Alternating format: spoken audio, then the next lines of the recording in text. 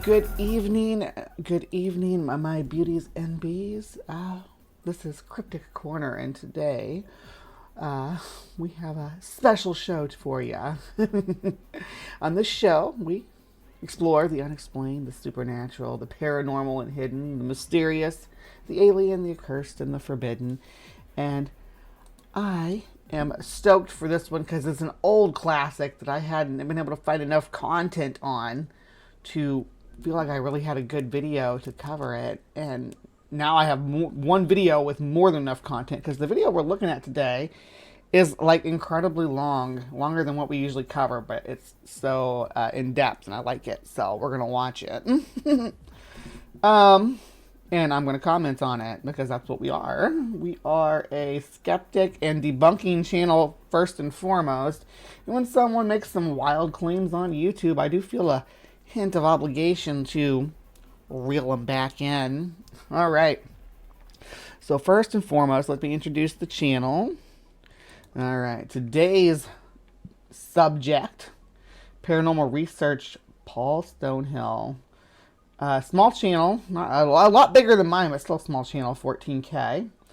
I will like the video because it did give me something to do. Another amazing video, Paul. Let me see what else paranormal research Paul Stonehill does. Let's open up. We're going to open up a channel link. Okay, here we go. So we got Bigfoot in Siberia, mysterious Naga, snake people. Tunnels, that's kind of cool. Berlin, Atlantis, USSR. Ooh, okay, that's getting pretty weird with it. Maya, you might like this channel too. Some of this stuff might be right up your alley, Miss Atkinson, for that Bad Science Sunday show. Check that show out too. That is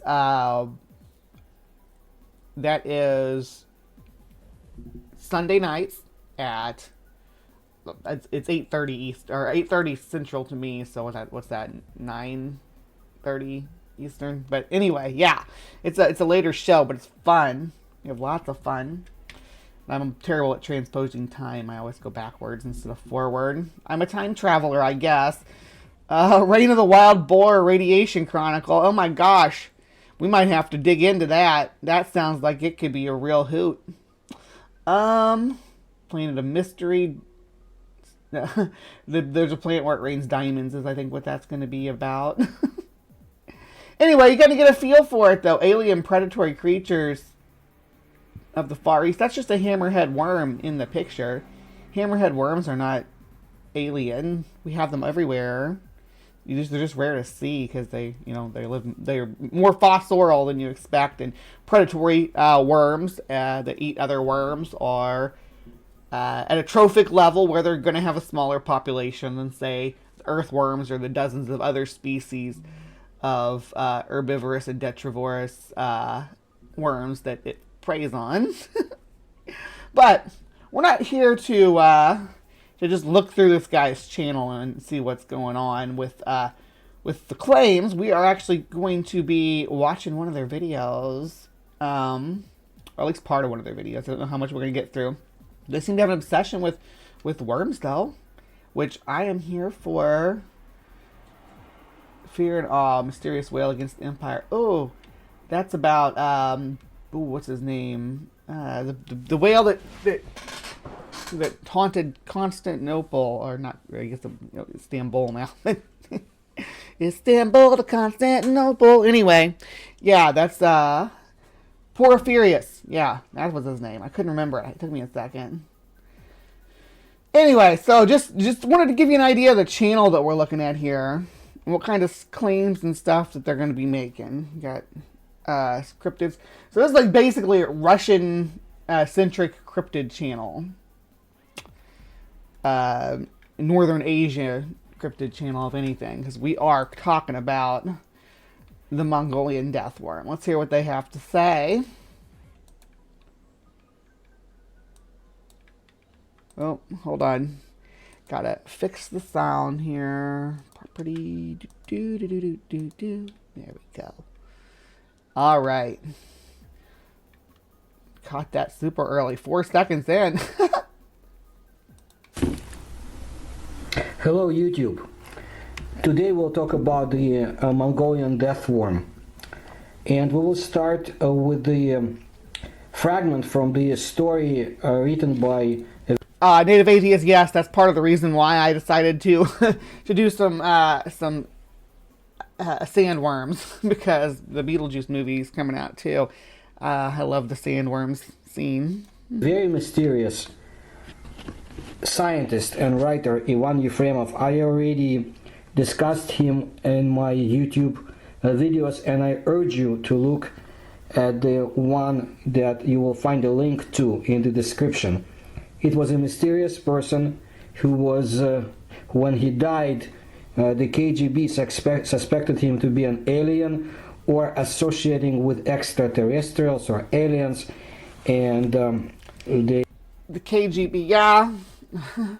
Not KGB's not singing their best, I don't think. I mean, you're talking about the people who did Lysenkoism and all that nonsense. Remember? They thought that they could keep the seeds in cold water and adjust them to cold temperatures. It was bizarre. They did a major search in his apartment, and the case that was opened in 1972 is still a top secret in Russia. Of course, there is no more Soviet Union. But here's how it starts. Let's get back to Mongolia, because Yefremov had a few. Hold on, I can't just before I leave Lysenkoism in the dust. I realize some people might not know what Lysenkoism is. Okay, Lysenkoism is what a lot of creationists think that evolution is. It's basically the idea that the giraffe's neck gets longer because generations of striving for taller or for higher leaves, instead of what it actually is, which is selecting the taller the giraffe, the better chance it has to pass on its genes, and that's how it moves forward. And Lysenko, the cold water experiments on the crop seeds, right? His idea was that if he stored the seeds in cold water, that they would adapt and awaken genes that would allow them to survive in colder weather, and then they could plant fields in Siberia, right? That was the plan. But that's not how it works. You could do something like that. It would take a longer time than, I mean, if they started doing that experiment in the Soviet era, we wouldn't even be done with it yet. But to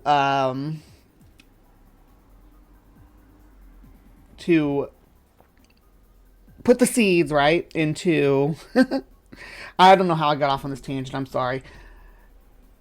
To put the seeds into the cold water or whatever, and then plant them, and whichever ones grow, only pass those genes on, would actually be, it will be artificial selection is what it would be. If we could artificially select crops to do that, though, we'd be doing it already.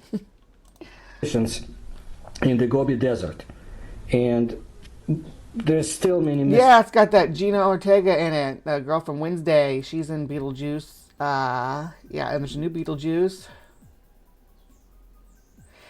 I think that I think Tim Burton's on board for it.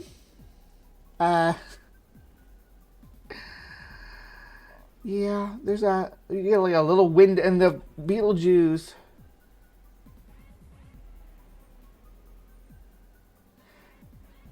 Well, so Lysenkoism is derivative of Lamarckianism. Yeah, spooky. Exactly.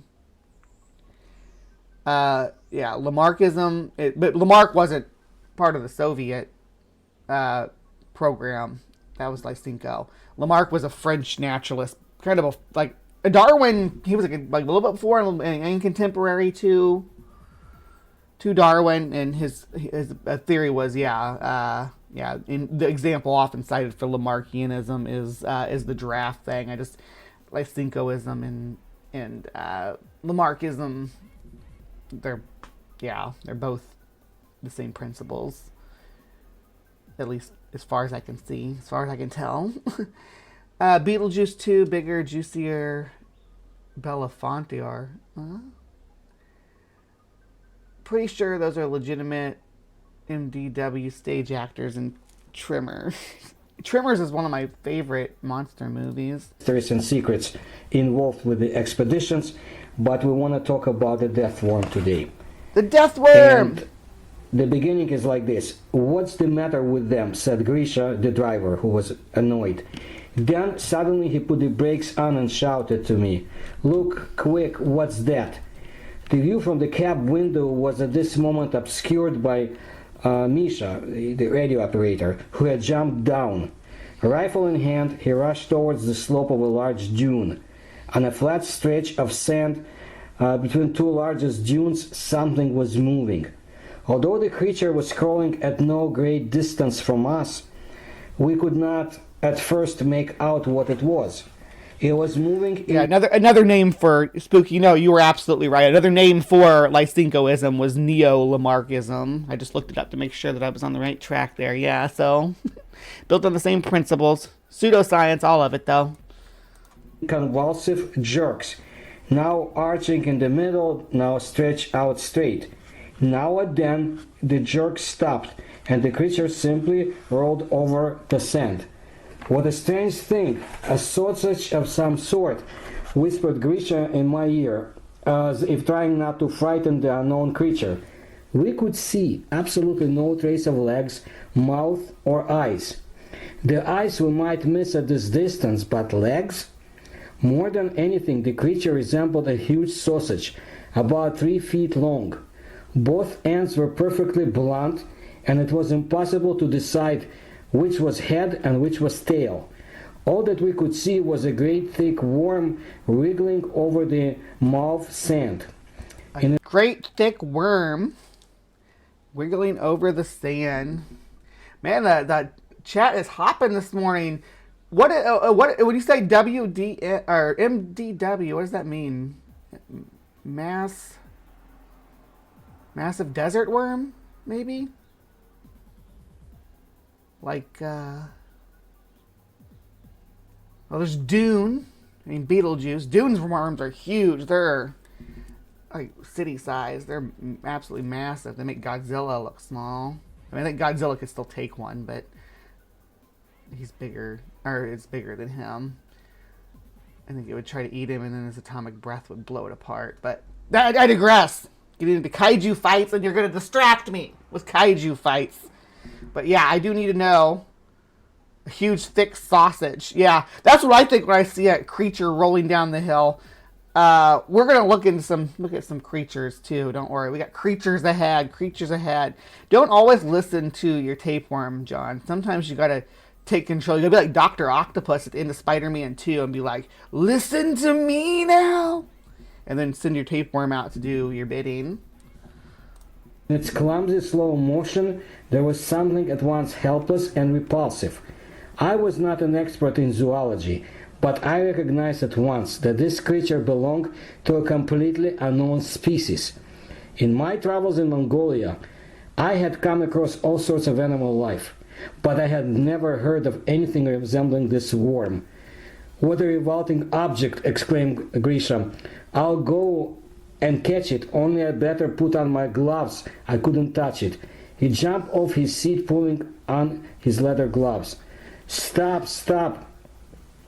He's like, "Yeah, I'm gonna go catch it," and I try to stop him, right? Godzilla needs to fight an enormous prehistoric predatory worm. I would watch. Yeah, that'd be great. Victorian Ozempic, yeah, tapeworm eggs. Out to Misha, who was training his rifle on the worm. "Let's catch it alive. Can't you see it can hardly even crawl?" "Okay, and here is his mate coming," replied Misha, putting his rifle down carefully on top of the dune. And he was right, because at this moment another similar sausage, rather bigger, was rolling down on the sandy slope. I'm so distracted by Lake Baikal being on this map that I want to talk about Lake Baikal for a while, because it's such a cool location and such a unique location in the world, and there's no place else like it. It's this isolated huge lake. It actually holds more water than all the Great Lakes combined, but it's not as wide. It's like deep though. It's a big crack in the earth, but it's quite a ways away from the ocean, but it has a seal population, and it's in the mountains, and it does. There's a lot of cool features of it that only can happen at this one lake because of it's the fresh water. It's in a place where it gets a deep freeze and it's big enough to get oceanic currents and things like that at that with the depth. So it freezes over like the Arctic Circle with grinding sea ice. It's amazing. But I digress. I'm getting off track. At this moment, a terrific shriek from the old Darhin, who was Mongolian guide, was heard from the top of the van. He had apparently been asleep, and the shout... Are you talking about the bobbit worms, octopus with no friends? Are you talking about bobbit worms? Because they are terrifying. Some people get them in their aquariums on accident, and they eat all their fish.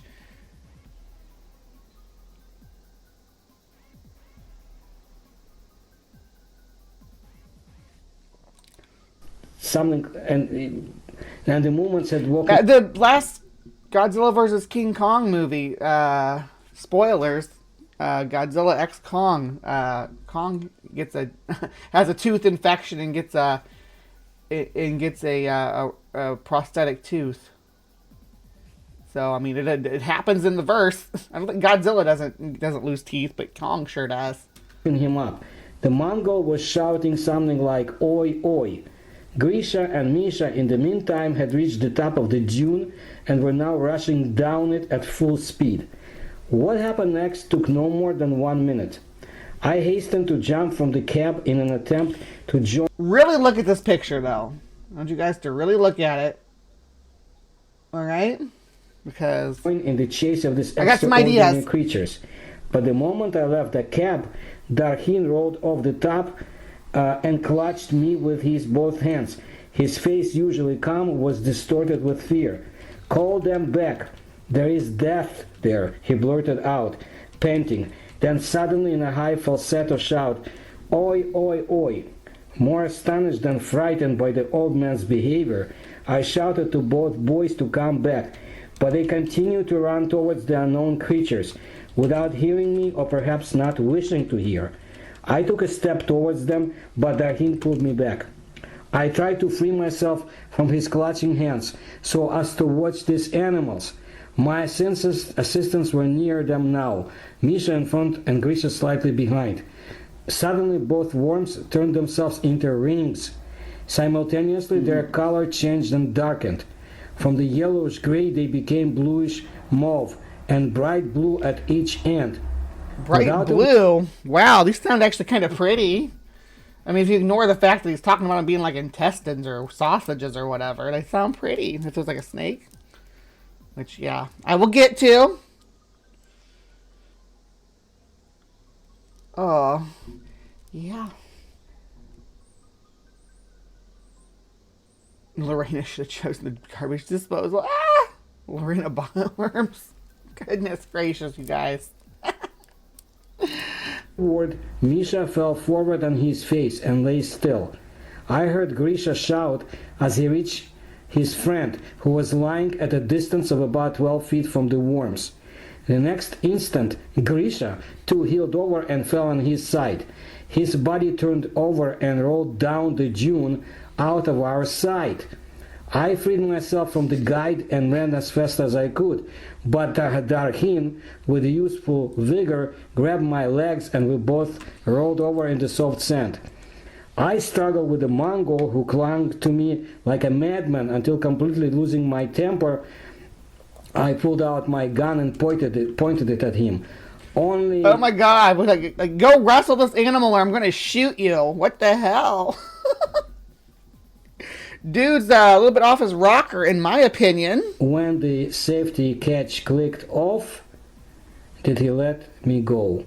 On his knees, the old man stretched out his hands towards me. Hoarse screams were pouring out from his mouth. Death, death. The two men died, and the author added later that the only explanation of this tragedy which I ever succeeded in extracting from Darhin and other experts on Mongolia was that according to very ancient beliefs of the Mongols, there exists among the most lifeless and remote places of the desert an animal called Allergorhoi Horhoi. This name, uttered in Darhin's horrid screams, sounded to me like oi oi. This worm has never been examined by explorers, partly because it lives in waterless sands and partly because of the extreme terror it inspires in the Mongols. And this terror is quite justified. The creature kills at a distance and inflicts instantaneous death. So that's one of the main things about the Mongolian death worm, right? It that kind of separates it out from your trimmers and graboids and your sandworms from Beetlejuice. Even it has a projectile weapon. The main feature in the folklore is that it has a projectile, which led a lot of people to think that there was some sort of unknown spitting cobra in the Gobi Desert, but I don't believe that that's the case at all. I have some thoughts about the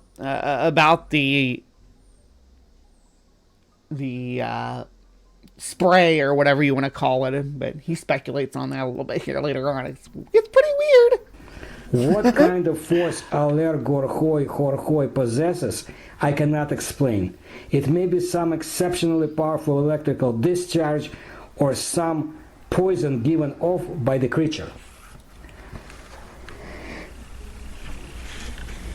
So Yefremov was one of the people who collected a lot of the information about this strange and mysterious creature who may not be actually contained to Mongolia. Yeah, ow, sending love, baby, sending love. Hope you're get to feeling better soon. I know things have been a little bit rough here. And that's very interesting, but this stories of this mysterious creature that lives in the waterless deserts of the Central Asia, they existed long before Yefremov found out about them while in Mongolia. Actually, there was a great Russian explorer and traveler in those parts of the world. His name was Przewalski. He made a lot of discoveries, and he talked about an animal that lives in the desert of Gobi, which had which possessed skills of killing at a distance. Look at the image of it here too. We keep in mind what this thing looks like in all these images. Yefremov found out some things from the book of an American paleontologist whose last name was Andrews. Andrews, in his works, gave out Mongolian geographical names and proper names not very accurately in the transcription. So the animal was called Allergorhoi Horhoi instead of Olgoi Horhoi. And that's why in the first edition of his story, that's what Yefremov called him, just like Andrews did. There's also a somewhat interesting story I have stumbled on a few times when I'm studying Russian materials. And this has to do with an American... Studying Russian materials? What are we studying? Is it folklore? Is it... or is it... like actual... Are there any case studies where someone's had one of these things in captivity? That's what I want to know. Whose last name was Nisbet, who in the 1950s of the 20th century was actually hunting down Olgoi Horhoi in Inner Mongolia. It's for a long time that the authorities of the Mongolian People's Republic would not give him permission to enter because they thought that he was a spy too. But in 1954, he received the permission, and the expedition on two Land Rovers left a settlement of Saint Shand and disappeared. Oh, goodness. According to the Russian materials, a few months later... I've got the Russian materials here, but I have to translate them. Hold on. Yeah. Here we go. I'm just going to let you guys look just real quick, so we're not just plowing through this video with no non-stop.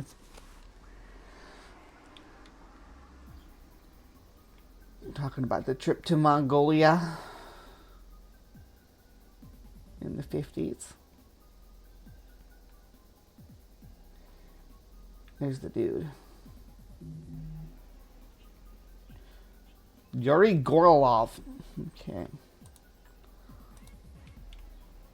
On the request of the American government, Mongolian authorities started looking for the lost expedition.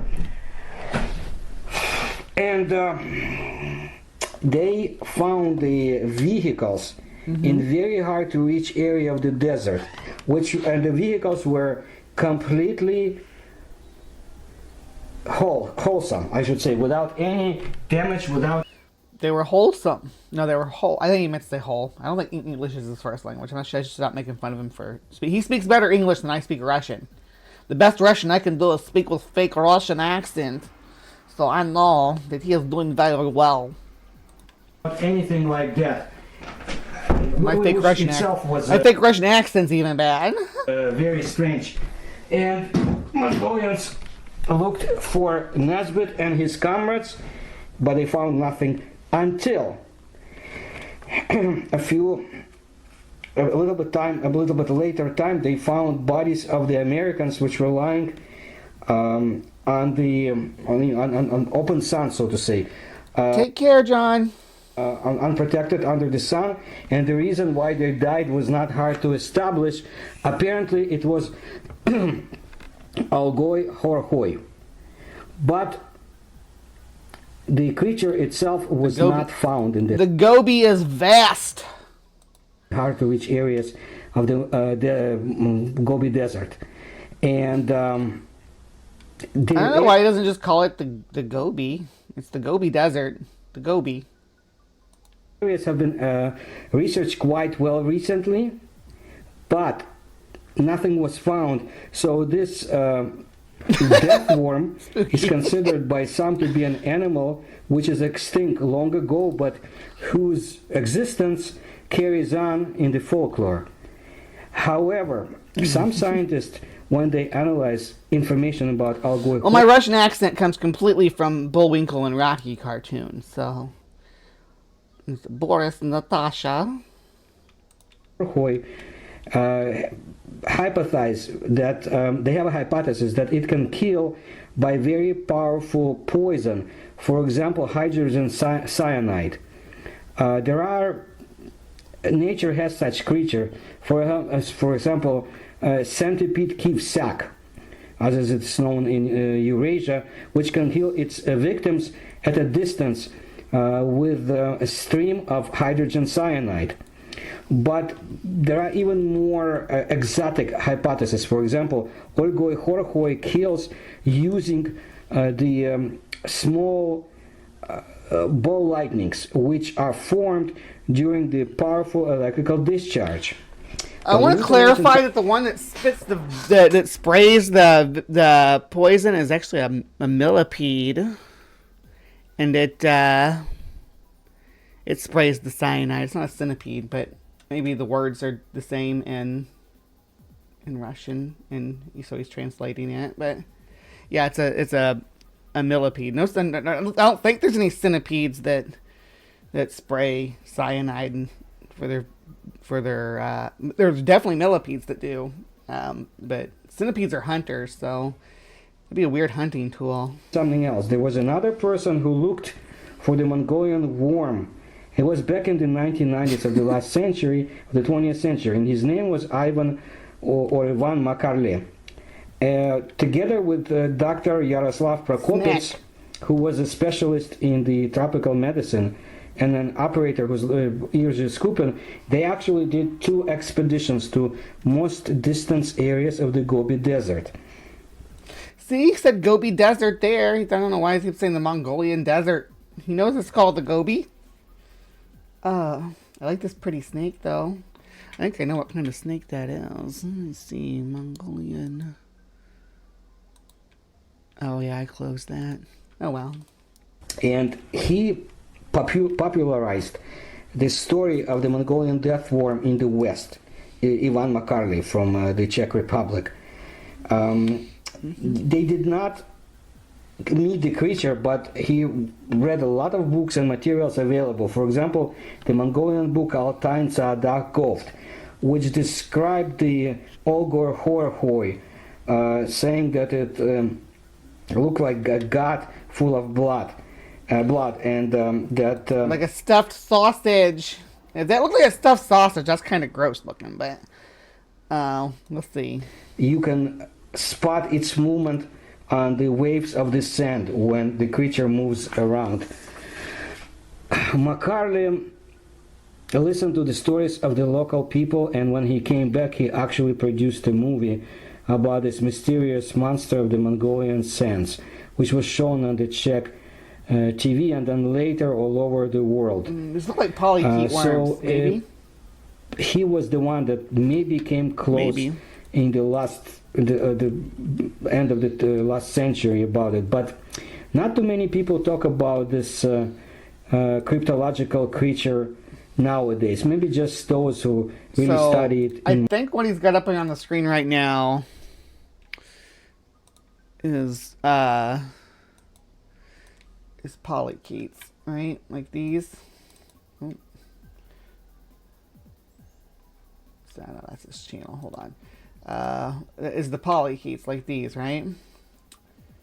All sorts of different feathery arrangements. Look at that one with this weird headdress. All kinds of squiggles. I mean, look at this. The polychaetes used to rule the world too. They're still around, but they used to be. That used to be the main thing there was. Bobbit worms that we talked about earlier are polychaetes. So polychaetes are freaking wicked. There's also rimipedes, which are weird looking sea animals too, but I don't think that there's any terrestrial polychaetes. Let's look and see. Terrestrial polychaete.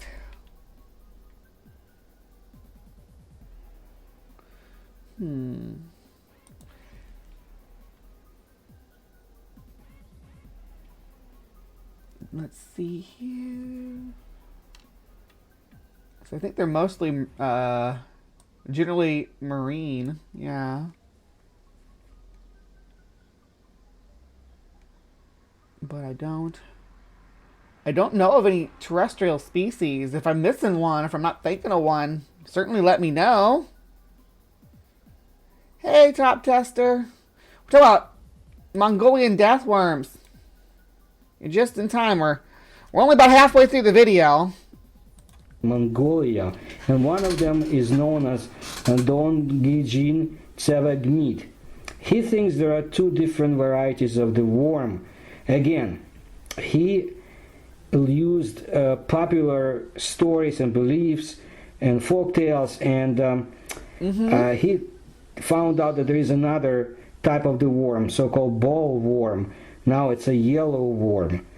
So he talks, the scientist Tsevagmit published a book, and he talks about a guide who rides camels, who mentioned such Sharkhorhoi or ball worm in the mountains when he traveled.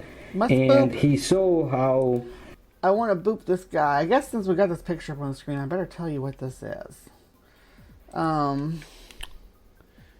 We'll just go back to Wikipedia for it, because that's fine. That's fine. This is fine. Oh, this is Eryx miliaris, the Mongolian dwarf sand boa, desert sand boa, or Tartar sand boa. A derp, if there ever was one. And we'll get further into that as we go. Here's the derp, though. From the ground, and now a lot of the yellow worms crawled out and came to him, advanced to him. So this guide was in horror, and he ran away, and he was able to save himself. So today, a number of the researchers of this phenomena, they think, they have a hypothesis that the legendary Olgoi Horhoi is a really existing creature, but just something that the science doesn't know about. Well, I think we do. Some of them think that it's actually a so-called Annelida worm, which can survive. So, Annelid, or annelida, it means worm. It's a clade, right? Annelids. That's just worms, right? There's a lot of annelids out there, which maybe if it was a lot smaller, I don't know, in the desert. In the harsh conditions of the Mongolian deserts, and it developed a very unique protective skin. What's interesting is some of such worms, annelida worms, can actually spray out poison as a means of self-defense. So all we know that Olgoi Horhoi is... There's beetles that spray venom or spray formic acid, pretty potent formic acid in the desert too. You go poking your fingers in holes. Absolute zoological mystery, and we don't have an explanation. Some of the Soviet... You get an anthia beetle that blasts you with its formic acid, you're going to remember it. Scientists back in 1970s actually thought that what the Mongolian nomads had seen and called Olgoi Horhoi was a so-called eastern anaconda, which exists from the south of Mongolia to the Caspian Sea, and it kind of resembles... He's using the word anaconda here in place of boa. They translate the same. So when he says eastern anaconda, he's not talking about like an anaconda from South America, because there's no such thing as an anaconda in Asia. But a boa. An anaconda is actually a kind of boa. And the words can be used like somewhat interchangeably in different languages. Olgoi Horhoi, but this anaconda doesn't use electrical discharges. There are many versions that electrical discharges. We can ascribe to this creature. We just don't know what it is. There's no terrestrial animal that does electric discharges that I'm aware of at all. A lot of aquatic animals, because the nature of the environment is conductive, pun intended, to having electrical shock powers to stun prey or predator alike. There's no that doesn't work in a terrestrial environment where you're not going to get shocked standing 2 feet from something releasing an electric discharge of, you might feel some heat coming off of it. Even there is one I want to finish that about Mongolian worm, that it's actually a biped reptilia which survived, but it doesn't have its paws anymore. But now we have to leave Mongolia and a biped reptilia that doesn't have its paws anymore. Can someone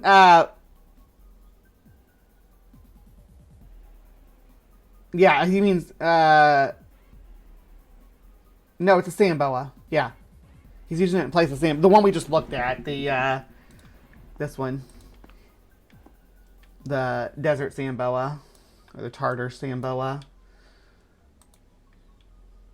Travel on to another part of Eurasia, and it's Ukraine, because in the summer of 1988, in the local newspapers, there was a very interesting there were very interesting stories about events in the city of Lugansk.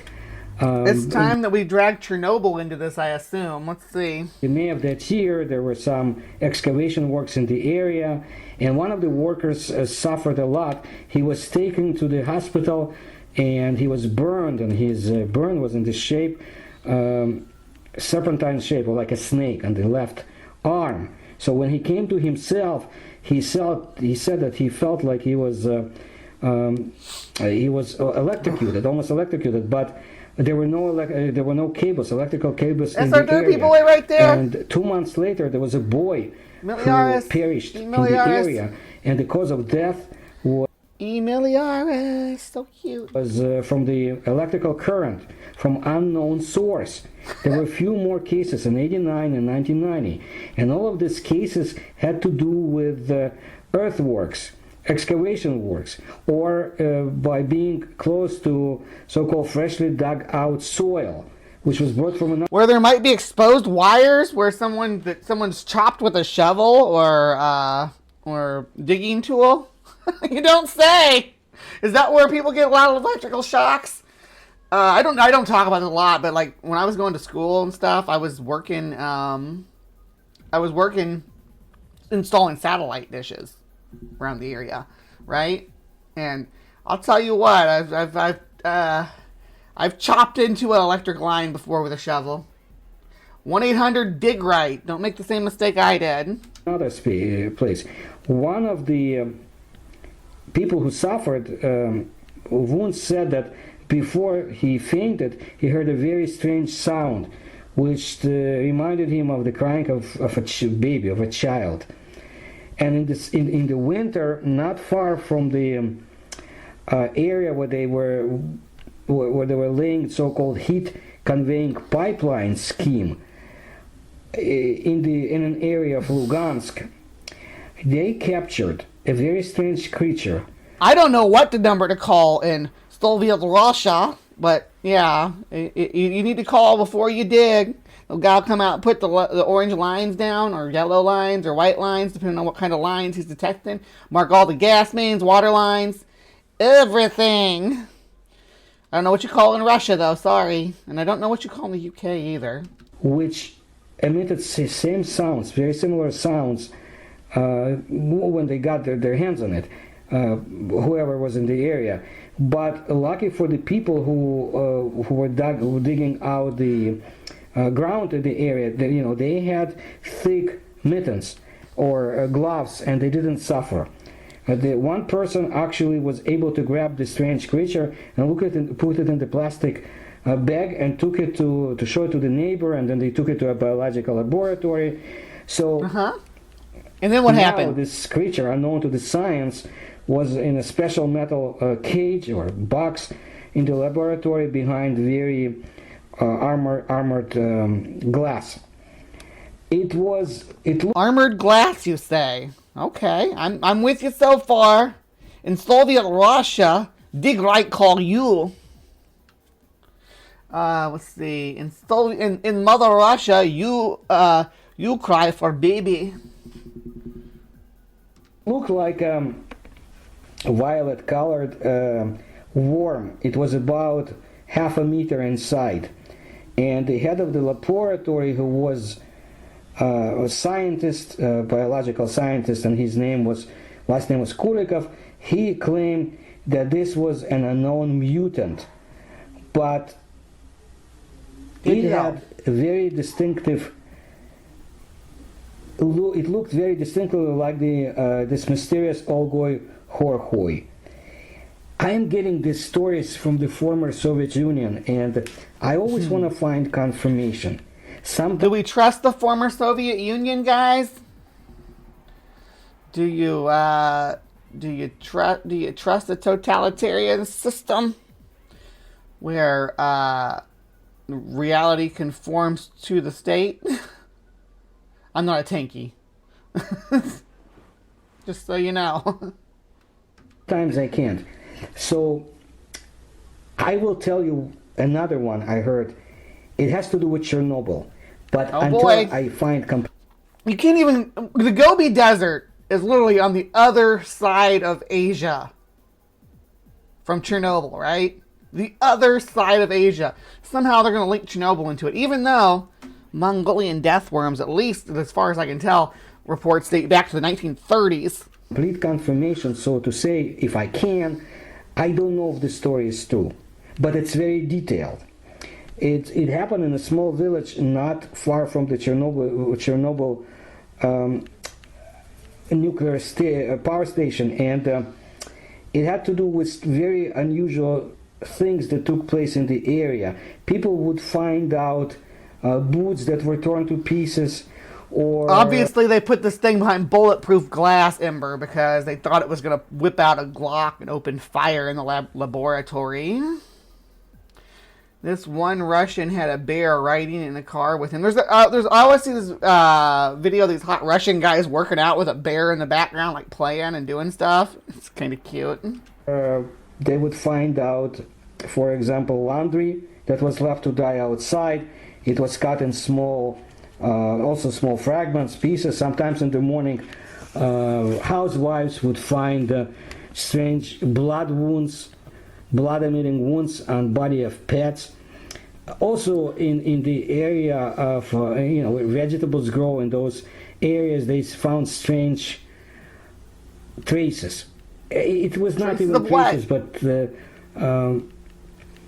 something unusual, as if something was pulled through the vegetable patches, and nobody paid attention initially. But then one woman found a dead cat with open wound on the side. Nobody knew what was the cause of such phenomena. A dead cat? Oh my! I mean, yeah, we finding a dead cat where there's humans is pretty probable, and people will kill cats, and other animals will kill cats, but. Yeah, I wouldn't say finding a cat that died of wounds is especially indicative of a cryptid monster. Only version they thought that gigantic snakes now live in the settlement, or call it settlement or small village, but more and more things like that appeared in the area. In one home, all the birds were killed, and they thought it had to do with the snakes. Nobody knew how to deal with the unknown creatures, so they decided... What snakes, though? I mean, come on now. You're just talking about some dead cats and traces of something in a vegetable patch. Now, we have birds dying, but are the birds just dying? Like, just falling over dead? Because I'd say it's more like a gas leak or something. Birds are very sensitive to changes in air composition. To have patrols at night to scare them away. They even got together with somebody who lived in the area for a long time. They gave him a rifle, they gave him a powerful flashlight so he could go in the settlement and make sure everything is in order. And one night, a local resident, Elena Fedorovna, went to sleep as usual about 11 o'clock, but she woke up from horrible shrieks. And you're afraid of Mongolian death worms gonna get your binky? I think Binky could take a death worm personally. The shots heard outside, so she got up from the bed, quietly went to the window, could not see anything because it was too dark. And then she took she got a hammer, she took a hammer, went to the door. She was very scared, but a few moments later she decided to open the door, go out to the porch, and then she heard scream, Lenka, hide yourself. And this was the person that they hired who saw that the woman left the house. So he ran to Elena. At full speed, he pushed her away, ran inside the house, and fell on the ground. So she closed the door, and ran to him. And this person was now in a very strange state of mind. He was shaking, his teeth were making strange sounds, and his eyes had sheer terror in them. And his right hand, you could see blood coming down. He came to himself after Elena gave him vodka and put some bandage on his arm. That's what you do first in Soviet Russia. You give them vodka first, and then you put the bandages on. Vodka, bandages. If someone's bleeding, it doesn't matter how much they're bleeding. Vodka first. Initially, the woman thought that Vitaly, his name was Vitaly, was actually saying nonsense, or maybe he was not in his right mind. However, because he was stuttering and speaking about some white worms with red eyes, about a meter long, and he was looking around scared, and his arms were shaking. Never in my life I saw such creatures. Excuse me, Elena, I'm going to have to spend the night here. I'm not going to go outside, said Vitaly. So she let him sleep. Sounds like maybe he was trying to get in good with Ilana.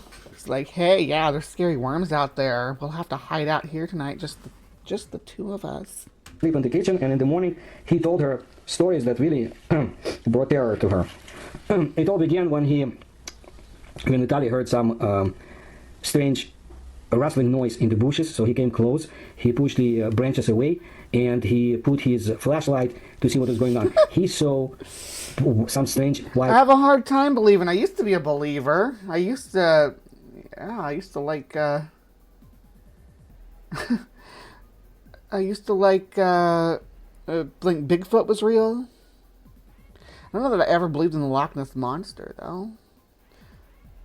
I did believe in a giant worm, but it lived in the... I believe there's a giant worm that lived in the Amazon. But there is a giant worm that lives in the Amazon, so I think I'm kind of justified. There's giant earthworms that are, like, big around as a... I don't know, it's as big around as this bottle. And, like, several feet or a couple meters long. So there's big worms. Creatures moving about. And they immediately turned towards the source of the light and stopped. He felt that he could not move from the terror that he experienced because he has not seen anything more disgusting. This was like a ball of intertwined white giant worms which were covered with slime. The eyes of these disgusting creatures actually were shining and they emitted red light. Their reaction was much quicker than human reaction. Vitaly did not even have a chance to come to his senses when one of the worms, like a spring, shot to his flew into his direction and bit him in the arm. So Vitaly started shaking his arm crazily, but other creatures at this time were biting at his legs. He started hitting with the butt of his rifle, the creature that was eating his arm, and he also shot at this shapeless ball of worms at his legs. Finally, he ran away, trying to pull away the giant worm which was eating his arm. Finally, he was succeeded, and the creature flew away together with a piece of the flesh from the arm of Vitaly. So we know what happened later than that. After that, all right. This Vitaly story is important. This is going to matter in just a second as we watch something else. His arm was full of pus and was covered with blue stains. His temperature would rise up to 40 degrees sometimes. He was saying strange things at night. When he was sleeping, he was not in his mind. Finally, his arm, the veins started exploding. But it's not only the blood that came out, but some strange round liquid. So the scientists became interested, and initially specialists or experts would not, they thought about this information as some nonsense that somebody was spreading around. That's normal because they received information from different parts of the planet about strange creatures here and there, which wasn't true. At this point, according to the materials I have, there is only one hypothesis as to what happened, and it is that this village not far from Chernobyl, normal worms migrated during the Chernobyl explosion. They were right in the area, and radioactive Chernobyl worms. Certain mutations took place in their organism. However, why would the worms appear now after so many years after the explosion? Maybe it had to do with the climate change. Nobody knows. This is one of the excuses that Chernobyl plus climate change. There could have been some temperature changes that actually forced the worms or something else to come out. Chernobyl plus climate change equals giant mutant worms. No way. From the ground, from under the ground. What's interesting is that such worms appear only at night. Maybe they're afraid of the light. That's according to other researchers. Some think they have some level of intelligence and understand that worms can be easily detected during the light of day and as a result be destroyed. So such monsters never appear just by themselves. They attack in packs, if that's what you call them, or maybe call them schools. I don't know. Interesting that's a group of worms. What is a group of worms called? Maybe a swarm? I think it'd be a swarm of worms, probably. How they attacked Vitaly in that village. Horde of worms? If I find out more, I will tell you. It's very easy to blame Chernobyl for such incidents, but if the worms do exist, we need to pay attention. And in the future, I will tell you more about Chernobyl and, of course, other interesting... Yeah, we did Chernobyl just a little bit ago. Anyway, we're done there. What I wanted to talk about was this guy some more, but instead of just talking about it, we're going to watch him. So, this is Eryx miliaris, known as the dwarf sand boa, desert sand boa, or Tartar sand boa. And remember, Tartaria. Coincidence? Huh? And look at its weird tail. It's got a pokey bit on the end of its sneaky little tail that it'll try to poke you with if you mess with it. The body is strong and round. The tail is very short and thick. Almost make it look like a sausage, wouldn't you think? The front part of the body is soft, while the back part is rough and raised. Like the Indian sand boa, this snake also rounds its body when threatened. So it puffs up to be a sausage shape when it's threatened. Just keep up, guys, because this is... This will be on the test. It does not try to bite humans, okay? The snake is a mixture of brown, red, black, which turns white on both sides. Its diet includes small birds, desert lizards, and other small animals. The Tartar sand boa is one of the largest members of the genus Eryx. Adult females can reach 4 feet in length. So that's about a little under 1.5 meters. Like most other sand boas, males are considerably shorter, rarely reaching 30 inches or 75 centimeters. According to some scientists, the Tartar sand boa is viviparous, which means that the female gives birth to about 7 to 10 live young, while others believe the species lays eggs like other oviparous snakes. Did it show its derpy eyes? Look how its derpy eyes are. Look, its eyes are derpy on top of its head. It's so adorable. I love it. You're so derpy. Look at your derpy little face. It's too busy reading to pay attention, but... Derp snake. Derp, derp. Boop. Boop. Ah, he's gone. Yeah, I think we can put that... We can put this to rest, though, about the live birth. And remember the story about the guy finding the wiggling, worming pile in the desert. How long is this? Yeah, we're definitely going to fast forward this twice as fast. There you go. So, they give live birth is what we're seeing here. No eggs involved. Just now, say our young rifleman was wandering around the village on his security post with his rifle, and he stumbled upon this happening, maybe even halfway out of the sand at night. They're covered in slime. He did say they were covered in slime.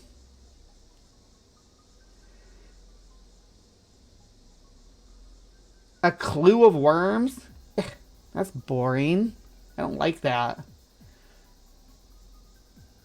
What about a slime of worms? That'd be a good.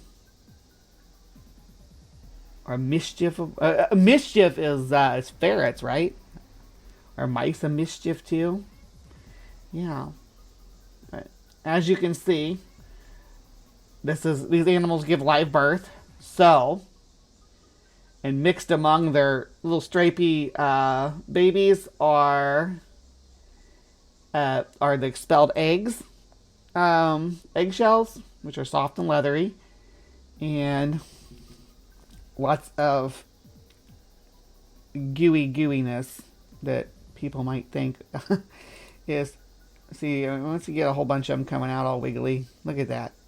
I can definitely see how someone would be all like, oh my god, it's a giant worm, desert worm tendrils, tentacles rising from the sand.